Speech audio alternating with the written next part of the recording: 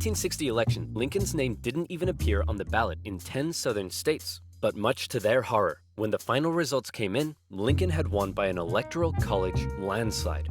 Lincoln himself tried to calm their fear. How many times do I have to tell you, I'm not gonna take away your slaves? Yeah, right, Honest Abe. We've had enough of you Northerners. We're gonna go form our own country. You can't do that. Why not? Well, if you had won the election, would it be okay for us to leave? Of course not. Well, why not? Because that's not how victim mentality works. Many states felt that when they joined the Union, they always withheld the right to leave it whenever they pleased. Many people living in 19th century America often felt more loyalty to their state than to the nation. And now, with the South feeling like it had lost its voice in the federal government, they were out of here. South Carolina was the first to go, and over a period of 6 months, one by one, 11 slave states officially seceded from the Union, with just 4 contested border states opting to remain. The seceding states issued a number of official documents justifying their secession. South Carolina proclaimed that it was northern states' hostility to slavery that rendered the federal government illegitimate. Mississippi declared that their position was thoroughly identified with the institution of slavery. And in a speech, the Confederate vice president stated that the new Confederate government rested upon what he called the great truth of racial inequality. Revered American generals, such as Robert E. Lee, opted to side with their states over the Union. And with all the chaos, one New York lawyer wrote that rather than a bald eagle, America's national bird should be a debilitated chicken. And hey, I kind of like that. One man, watching the crisis unfold, knew it would be his job to solve it. Lincoln was just about to hop on a train and become the President of the United States of America. Hey man, you're hella ugly. Grow a beard or something to hide that face. Good idea. Still ugly. With assassination plots already underway, Lincoln had to travel to Washington, D.C. under heavy disguise and protection. All along the way, he received stacks of threatening letters. May the hand of the devil strike you down. You are destroying this country. Damn you, every breath you take. Love from... Grandma? At his inauguration speech, Lincoln once again reiterated that no, I do not want to take away anyone's slaves. But for Lincoln, he did want to preserve the Union. He declared secession to be nothing but an illegitimate rebellion. In your hands, and not in mine, he said, is the momentous issue of civil war. You can have no conflict without being yourselves the aggressors. We are not enemies, but friends. It was clear Lincoln was ready and willing to get freaky and open up a can of Scatman John if he had to. Whether he had the support of the people, however, was in question. In the end, it was the Confederates that fired the first shot. As they seceded, the Confederate states began seizing federal U.S. property throughout the South. Off the coast of Charleston, South Carolina, was one such federal property, Fort Sumter, held by a measly, undersupplied U.S. force. The Confederate militia there demanded the fort surrender, a request which was quickly denied, and any remaining hope for a peaceful solution to the secession crisis probably then died when the Confederates did this. The Battle of Fort Sumter is considered to be the beginning of the American Civil War. Many of the Confederates there also considered it to be the end of the American Civil War. They hoped Old Abe would just sigh and say, okay, you win. Unfortunately for them, Lincoln actually said, you're about to get a roundhouse to the face. Lincoln sent out the call for 75,000 volunteers, and men signed up in droves, hopeful for some adventure and good old-fashioned F-U-N. In the new Confederate capital at Richmond, Virginia, Confederate President Jefferson Davis and his cheekbones had also sent out the call for 100,000 men. As ever, both sides hoped for a quick end to the war. Is it over yet? No, Jimmy, it's been 1 week. Is it over now? No. How about now? If you ask that one more time, I swear I will turn this army around and you'll all have to go back home to your wives and children. But in particular, the South knew the conflict would pose a bit of a challenge. How can we expect to win with a population of only 5 million against 22 million in the North? If you count us 4 million slaves, you'd have 9 million. Great idea. Hand these rifles out to all the Wait a minute. You almost had me there. The problem for Lincoln was that many of his top generals were getting old and were being a bit too cautious. The commanding general was a man named Winfield Scott, a veteran of the Mexican-American War, and by now, he was too fat to even mount a horse. Okay, chaps, we need to come up with a plan. Hit me. We could wait for the Confederates to come and apologize. Maybe we should all sit in a circle and discuss our feelings. Crossing the Delaware into New Jersey worked for me. Those are all terrible ideas. And you? Wrong video. Hey, I'm the greatest president in the history of this nation. Yeah, we'll see about that, dingus. Eventually, Lincoln's generals came up with a multi-pronged strategy. First, a blockade would cut off and starve the South of supplies by sea. Secondly, taking control of the Great Mississippi River would sever the South's economic artery while splitting it in two. And finally, a main Union force in the East would move south and take the Confederate capital, ending the war. Bada boom, bada bing. Skirmishes began to break out across the nation, and the Union Army in the East began to move south towards Richmond. Everything seemed to be going well until they reached Manassas, where they came upon a large Confederate force. It's almost like they were waiting for us. How did they know? As it turned out, spies in DC had sent a coded message to the Confederates warning of the invasion. The two sides encountered each other at Manassas, and both geared up for the first major battle of the Civil War, the First Battle of Bull Run. The Confederates rapidly brought in support via rail, and the two sides were about equal in numbers. However, they were also equally inexperienced. A large number of civilians also rode out by carriage from DC to picnic on the nearby hills and watch the excitement unfold. Nobody seemed to quite understand how destructive this war was going to be. The Union forces pulled a flanking maneuver to hit the Confederates on their left, and the two sides fired on each other in rows. Farm families living in the area were forced to flee the fighting, including a man named Wilmer McLean. Hurry up, Martha! There's a war out here! The more you tell me to hurry up, the slower I will go! The Union force saw initial success pushing the Confederates back to Henry Hill, but one as of yet fairly unknown General Thomas Jackson had arrived, and he took a defensive position, standing firm like a stone wall, holding the Union Army off, and finally sending them running back to Washington, D.C. With heavy casualties, the sobering reality of war hit both sides hard, and the North, having just lost the first major battle, had to face the serious prospect that they may not actually win this war. President Lincoln, General Jackson whipped us so hard, the Confederates are calling him Stonewall Jackson. Wait, that's why they're calling him that? Not because he looks like he ran face first into a stone wall? Apparently not. Worse yet, the North had also lost the first major battle out west, giving away control of southwest Missouri.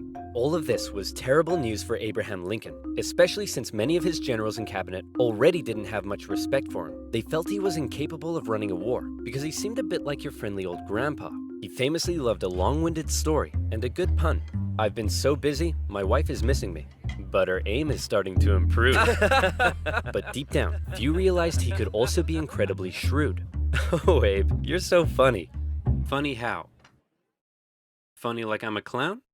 Abe, I was just... No, funny how? Like I'm here to amuse you? During the war, Lincoln committed acts that were viewed by some as impeachable. His administration suppressed the free media from printing articles sympathetic towards the South. Some Southern sympathizers were even arrested without a trial. Lincoln's criticizers began accusing him of being a tyrant. But to quote the man himself, "Hey, it's war, baby. What are you gonna do?" By the end of 1861, with things already looking bad for the North, abolitionists such as Frederick Douglass couldn't believe that the Union Army weren't enlisting black men. He continued to put pressure on Lincoln to make the war about emancipation. "Mr. President, it's time to make the war about emancipation." I don't want to ruffle any feathers. The feathers are already ruffled. But Lincoln, hanging on to hope for a quick end to the conflict, continued to fight only for the preservation of the Union. It was decided, however, that escaped slaves from the Confederacy could be held as enemy contraband, and many of these men were put to work bolstering the Union's infrastructure and supply lines. Hoping to get things moving, Lincoln made young General George McClellan the new commanding general, and McClellan began to train up his men. He thought a lot of himself, however, and believed he was going to be the nation's great savior. And like many others, he didn't approve of the president's handling of the war. On one occasion, Lincoln went to McClellan's house to meet with him, but McClellan was late returning home. He kept the president waiting, and when he finally got there, he just straight up went to bed. Now that's what I call disrespectful. McClellan talked the talk, but could he walk the walk? No. Like Lincoln's other generals, McClellan was maddeningly cautious. "Hey man, could you move south and attack the enemy?" "What? Are you crazy? What if they have a big scary army down there?" "They probably do." "What? Oh my gosh!" McClellan worried that he did not have the numbers he needed to fight effectively. "What if they have like 10,000 men?" "Okay, no problem. We'll get you 20,000 men." "Well, what if they have 30,000 men?" "I'll need 40." "Okay, you can have 40." "Well, what if they have 50?" "I'll need 60." Lincoln tried, but it was all in vain. McClellan would not make a move for the rest of the year. The North's one saving grace for now was a general out west fighting in Kentucky and Tennessee, General Ulysses S. Grant. Cool, collected, methodical, and a big fan of whiskey. His chief of staff took it upon himself to keep Grant sober. One officer said that Grant habitually wore an expression as though he were determined to drive his head through a brick wall and was about to do it. And that determination led him to score a number of key victories when others around him were failing. At the Battle of Fort Donelson, Grant was like, "Why does Stonewall Jackson get a cool nickname and I don't? I want a cool nickname." "Sir, the Confederates say they're ready to surrender and want to know your terms." "No terms, just unconditional surrender." Hey, unconditional surrender Grant. That's a pretty cool nickname, right? Guys? Right? Later in April 1862, the Confederates launched a sudden attack on Grant's army at Shiloh, but the determined, unconditional surrender Grant threw his lines at the rebels and sent them running. The battle resulted in the heaviest casualties in U.S. history so far, and despite his victory, Grant found himself under fire. You have to get rid of Grant. Why? Didn't he win? Yes, but he just threw his men at the enemy. Isn't that the point? Also, he's a loony drunk. Well, what does he like to drink? I believe whiskey, sir. Then send him more. Lincoln watched as his cabinet did nothing but bicker, and his generals did nothing. But then, worst of all, personal tragedy struck. Lincoln's young son, Willie, very much loved by the president, died of typhoid fever at the age of 11. Lincoln was a sensitive man and was heavily affected by the loss. His wife was inconsolable. But one of Lincoln's greatest traits, what made him such a great leader, was in the darkest of times, with composure and determination, he kept moving forward. He knew it was his responsibility to hold himself and his family together, and by doing so, he hoped to hold the nation together. And he had it with McClellan's inaction. Lincoln decided he was gonna take control. In March 1862, Lincoln firmly ordered McClellan to once again move south towards Richmond. McClellan insisted instead they move by sea to the Virginia Peninsula and attack Richmond from the southeast. "Yes," said Lincoln. "Okay, anything." Lincoln held on to some of McClellan's men to defend D.C. from a nearby Stonewall Jackson wreaking havoc in the Shenandoah Valley, and he sent McClellan south. McClellan landed on the peninsula, and he began to move inland. He came up against a small Confederate army that had dug in at Yorktown. McClellan vastly outnumbered the force, but it's said that Confederate General Magruder deceived McClellan by cleverly maneuvering his smaller force and making McClellan believe he faced a huge army. "No, you have way more men than them. Move forward." No.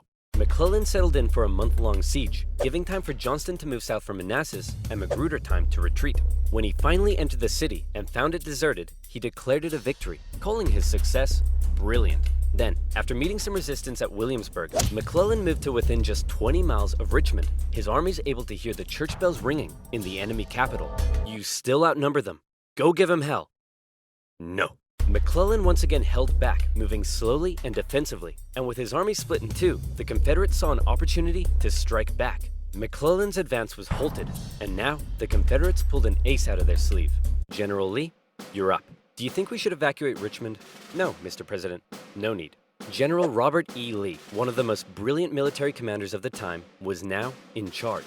One of his biggest strengths was his ability to read the mind of his enemy, and he knew McClellan was cautious and weak. After moving Stonewall Jackson south to join him, and even though he had a smaller army, Lee hit McClellan in a series of fast-paced, close combat battles that had McClellan spooked. McClellan retreated the Union Army back again and again and again, escaping the peninsula and returning to D.C. Lee had defeated McClellan, and the campaign had failed. Well, that was a major success. A success? Tell me exactly what was successful about that.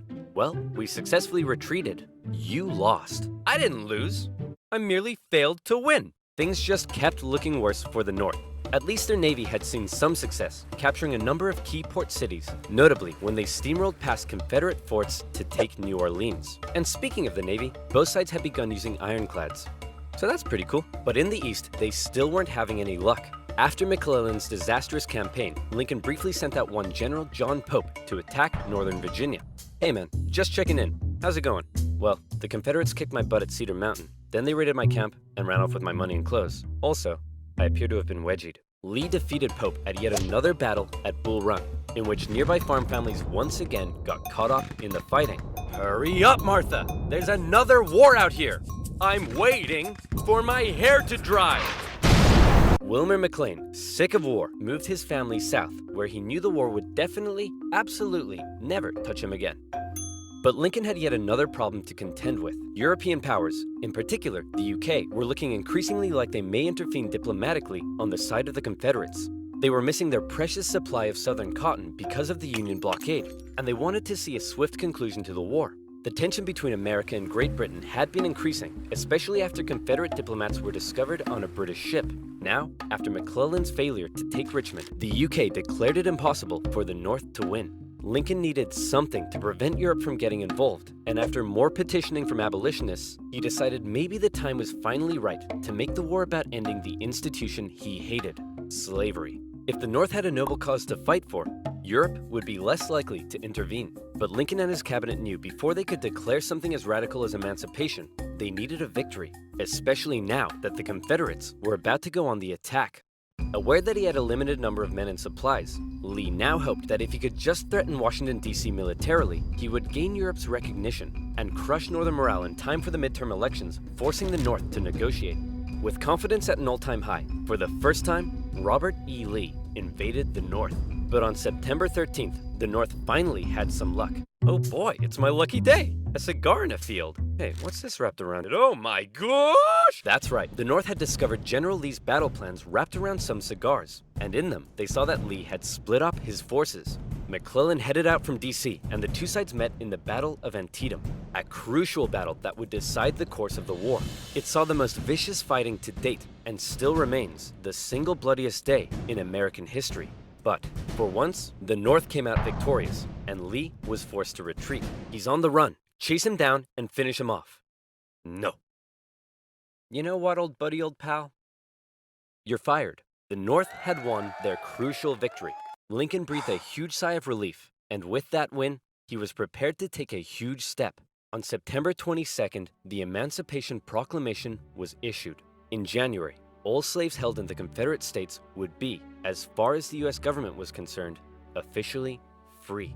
Throughout the North, free black men and women rejoiced, knowing that if the North were to win, their brothers and sisters would no longer be held in bondage. The proclamation also had the intended effect on Europe, who were not willing to oppose a pledge to end slavery. An outraged Confederacy knew that Lincoln had given the war a new meaning. It was no longer just about the preservation of the Union.